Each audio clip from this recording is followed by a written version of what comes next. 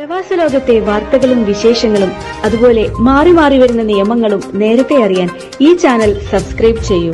അടുത്തുള്ള bell icon enable ചെയ്യാൻ മറക്കേണ്ട. നമസ്കാരം, ഒമാൻ വാർത്തകളിലേക്ക് സ്വാഗതം. ഇന്ന് മെയ് 29. പ്രധാന വാർത്തകൾ.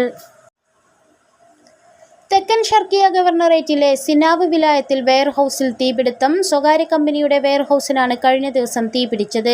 ആളപായമില്ലെന്ന് സിവിൽ ഡിഫൻസ് ആൻഡ് ആംബുലൻസ് വിഭാഗം അറിയിച്ചു. അഗ്നിശമന സേനാംഗങ്ങളെത്തി തീ നിയന്ത്രണ വിധേയമാക്കി. സംഭവത്തിൽ നിരവധി സാധനങ്ങൾ കത്തിനശിച്ചു.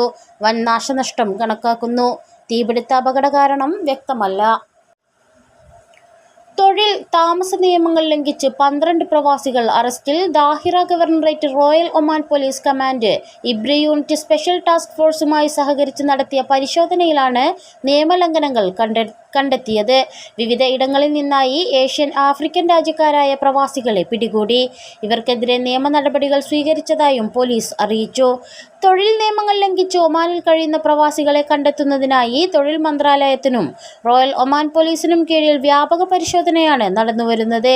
കഴിഞ്ഞ ദിവസം നിസ്വയിൽ നിന്നും 25 പ്രവാസികളെ പിടികൂടുകയും നിയമ നടപടികൾക്ക് വിധേയമാക്കുകയും ചെയ്തിരുന്നു. കൃത്യമായ രേഖകളില്ലാത്തവരും ഉള്ള രേഖകളുടെ കാലാവധി പുതുക്കാത്തവരും നിയമ നടപടികൾ നേരിടുന്നവരിലുണ്ട്.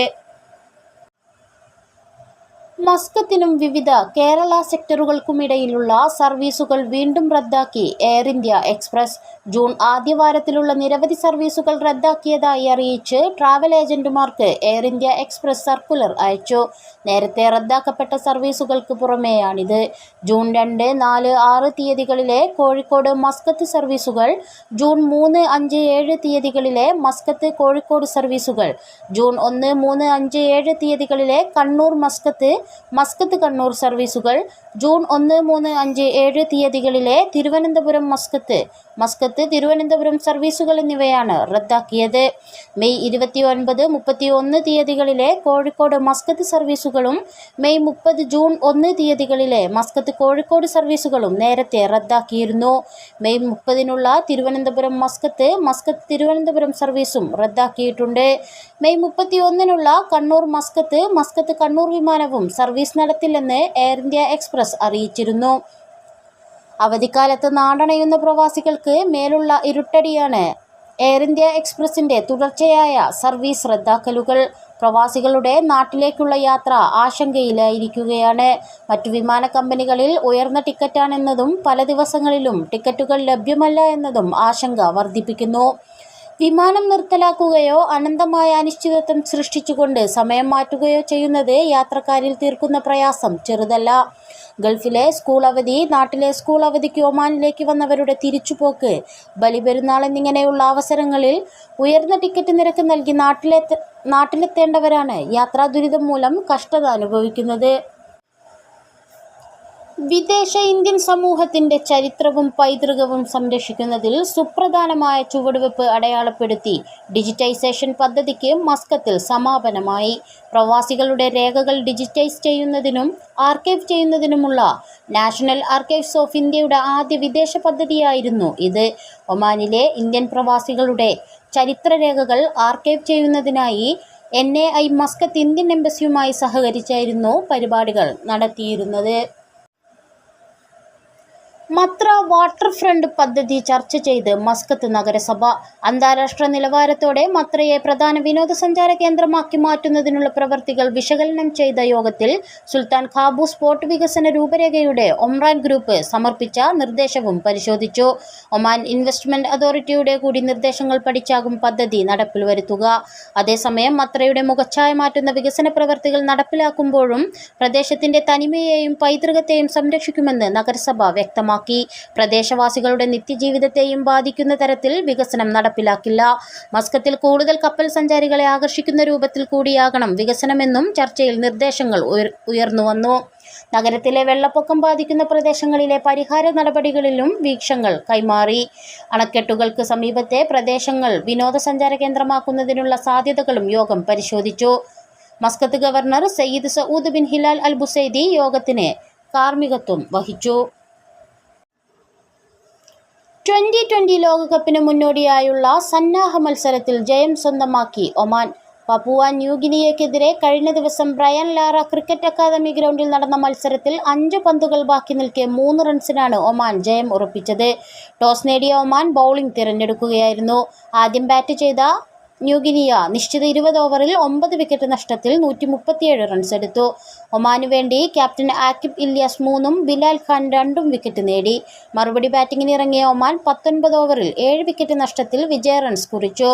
സീഷാൻ മക്സൂദിന്റെയും ഖാലിദ് ഖൈലിന്റെയും മുഹമ്മദ് നദീമിന്റെയും കരുത്തിലാണ് ടീം വിജയമുറപ്പിച്ചത്. സന്നാഹ പോരാട്ടത്തിലെ 2ാം മത്സരം ഇന്ന് നടക്കും. രാത്രി 9 മണി മുതൽ ക്യൂൻസ് പാർക്ക് ഓവലിൽ അഫ്ഗാനിസ്ഥാനെതിരെയാണ് ഒമാന്റെ മത്സരം. ജൂൺ 3-ന് നമീബിയയ്ക്കെതിരെയാണ് ലോകകപ്പിലെ ഒമാന്റെ ആദ്യ മത്സരം. പരിചയസമ്പന്നരും പുതുമുഖങ്ങളും അണിനിരക്കുന്ന ടീം ഒമാനേറെ പ്രതീക്ഷ നൽകുന്നതാണ്. 2021 T20 ലോകകപ്പിൽ ഒമാൻ ടീമിൽ അംഗങ്ങളായ 7 താരങ്ങൾ ഇത്തവണയും ദേശീയ ടീമിൽ ഇടം പിടിച്ചിട്ടുണ്ട്. 2ാം തവണയാണ് ഒമാൻ T20 ലോകകപ്പ് യോഗ്യത നേടുന്നത്. ഇത്തവണ ഏറെ പ്രതീക്ഷയോടെയാണ് ടീം അമേരിക്കയിലേക്ക് വിമാനം കയറിയത്.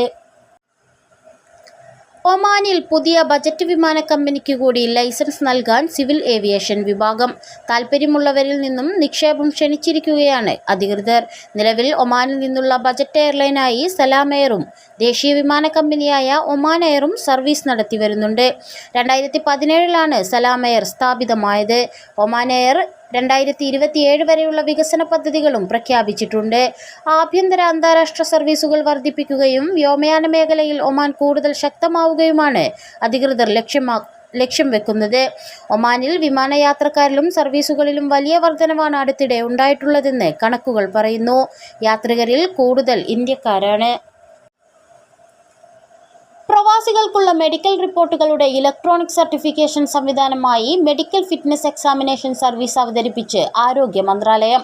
ഒമാൻ കൺവെൻഷൻ ആൻഡ് എക്സിബിഷൻ സെന്ററിൽ നടന്നുകൊണ്ടിരിക്കുന്ന കോമക്സ് ഗ്ലോബൽ ടെക്നോളജി പ്രദർശനത്തിൽ ആരോഗ്യമന്ത്രി ഹിലാൽ ബിൻ അലി അൽ സാബ്തിയാണ് MFS സംവിധാനം ആരംഭിച്ചിരിക്കുന്നത്.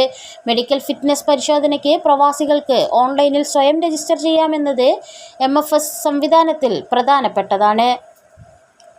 സനദ് ഓഫീസുകൾ വഴിയും രജിസ്ട്രേഷൻ സൗകര്യമുണ്ടാകും. വഫീദ് പ്ലാറ്റ്ഫോം വഴി രേഖകൾ കൃത്യമാണോ എന്നും പരിശോധിക്കാം. നടപടിക്രമങ്ങൾ കാര്യക്ഷമമാക്കുന്നതിനും മെഡിക്കൽ പരിശോധനകളുടെ സമഗ്രത ഉറപ്പുവരുത്തുന്നതിനും MFS സേവനം ലക്ഷ്യമിടുന്നു. റോയൽ ഒമാൻ പോലീസ് വെബ്സൈറ്റ് വഴി വിസ നടപടികൾ പൂർത്തിയാക്കാനും സാധിക്കും. ലയൺസ് ക്ലബ്ബ് ഒമാൻ നടത്തിയ മാസ്റ്റർ ഷെഫ് 2024 ഫൈനലിൽ വേൾഡ് മലയാളി ഫെഡറേഷൻ ഒമാൻ അംഗം ആരതി വർഗീസ് 1ാം സ്ഥാനം കരസ്ഥമാക്കി.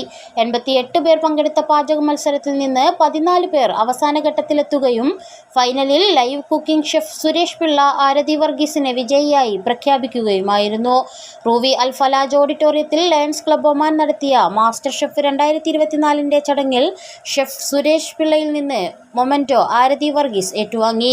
വേൾഡ് മലയാളി ഫെഡറേഷൻ അംഗം മനോജ് സക്കറിയയുടെ പത്നിയാണ് ആരതി വർഗീസ്. ബറക്ക കൊട്ടാരത്തിൽ ഒമാൻ ഭരണാധികാരി സുൽത്താൻ ഹൈതം ബിൻ താരിഖിന്റെ അധ്യക്ഷതയിൽ നടന്ന മന്ത്രിസഭാ യോഗത്തിൽ പുതിയ വ്യവസായ നയം 2040-ന് അംഗീകാരം നൽകി. രാജ്യത്തിന്റെ വ്യവസായ മേഖലയ്ക്ക് പ്രാധാന്യം നൽകുന്നതും പ്രധാന സാമ്പത്തിക വൈവിധ്യവൽക്കരണം മാനദണ്ഡമാക്കുന്നതുമായ വ്യവസായ നയത്തിന്റെ ഭാഗമായി ഒമാനി വ്യവസായ ഉൽപ്പന്നങ്ങളുടെ ഗുണനിലവാരം കൂടുതൽ മെച്ചപ്പെടുത്തുകയും ആധുനിക സാങ്കേതിക വിദ്യയും ഉപരിതല സൗകര്യങ്ങളും നടപ്പാക്കുകയും ചെയ്യും. വഖഫ് ഫണ്ടുകൾ നിക്ഷേപ രംഗത്ത് വിനിയോഗിക്കുന്നതിനായി ഒമാൻ എൻഡോവ്മെന്റ് ഫൗണ്ടേഷൻ രൂപവൽക്കരിക്കാനും സുൽത്താൻ ഹൈതം ബിൻ താരിഖ് ഉത്തരവിട്ടു. ഇതോടുകൂടി ഇന്നത്തെ വാർത്തകൾ ഇവിടെ പൂർണ്ണമാവുന്നു. കൂടുതൽ ഒമാൻ വാർത്തകളും വിശേഷങ്ങളുമായി നാളെ വീണ്ടും കാണാം. നമസ്കാരം.